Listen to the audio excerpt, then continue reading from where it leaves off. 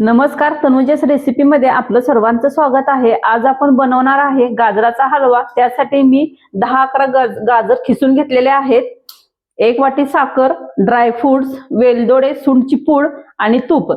आपण आता गॅस चालू करून घेऊ।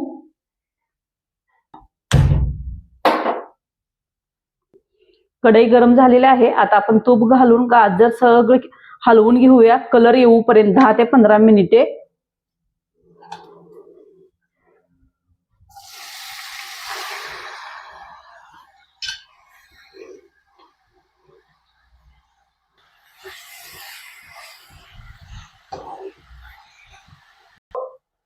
गाजराचा कलर चेंज झालेला आहे। आता आपण ह्यामध्ये साखर घालून घेऊ।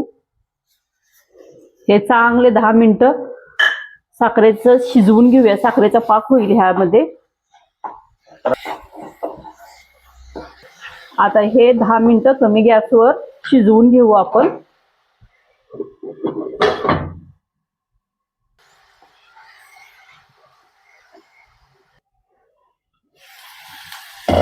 आता हे 10 मिनिटं झालेले आहेत, चांगलं शिजलेलं आहे। आता आपण ह्यामध्ये ड्रायफ्रुट्स घालून घेऊया।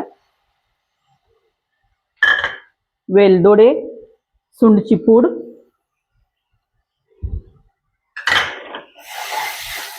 एक 5 मिनिटं ह्याला छान मिक्स करून घेऊ।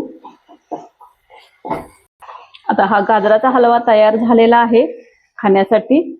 तुम्ही ही एकदा नक्की बनवून पहा, छान लागतो खाण्यासाठी। धन्यवाद।